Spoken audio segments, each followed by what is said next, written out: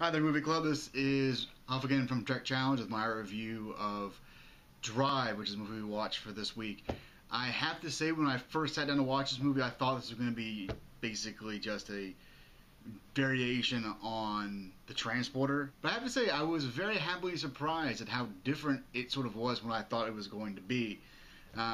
Breakdown of the movie, Ryan Gosling plays a character simply known as the driver. He works at a garage, also works as a stuntman in Hollywood, and he also works as a wheelman for people who are doing things they shouldn't be doing.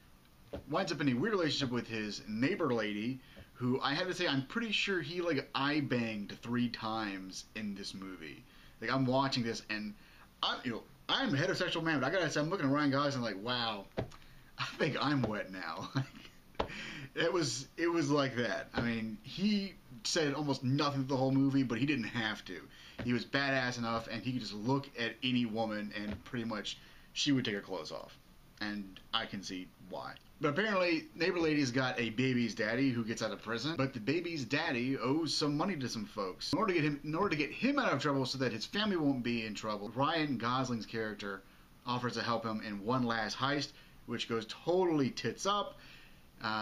Dude dies, Ryan Gosling gets away, and comes to find out this whole thing was a setup from the get-go. Ron Perlman, again, coming in and just being just sleazy and dirty and loving every second of it. Like, he's so great. And I can't remember what the actor's name is, who's the other Jewish guy in the movie, but I remember him from the movie The In-Laws, and wow, he's come a long way from the fanny pack.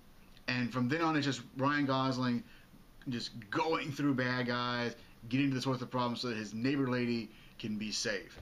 Now, I want to say I love the fact that this didn't dumb down the action. We didn't get a whole bunch of insane car chases. Not to say that I don't like, a good car chase, but, we sort of stayed away from that cliche. Also, we got away from any unnecessary, huge Michael Bay-like explosions.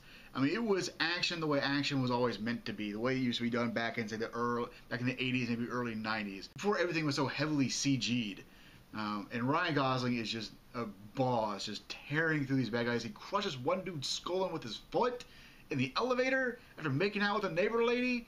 Ryan Gosling is the man. Also, I gotta say, the soundtrack. I loved the score for this movie. The soundtrack was amazing.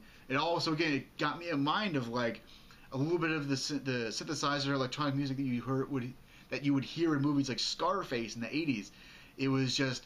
It was so great, and every time they would bring the music in, it just really set the tone for those scenes in the movie.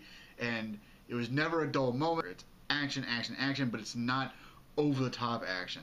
I was sort of on the fence with Ryan Gosling's character not saying like more than maybe a paragraph's worth of lines in the whole movie. So half of me was like, wow, that's really intense. The other half of me is like, for the love of God, say something.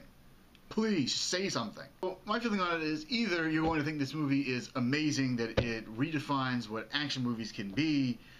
It's not just a bunch of, dumbed down, brainless crap. It's a movie with, action movie with some substance to it. Or you'll be like, what in the hell am I watching? This is boring as shit. So yeah, so that's my review. I would say 1 out of 5. I'd give this movie a 4.5 out of 5.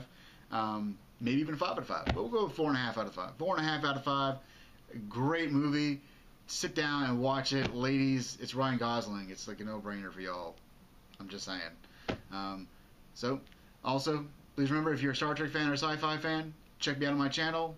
And until then, see you guys.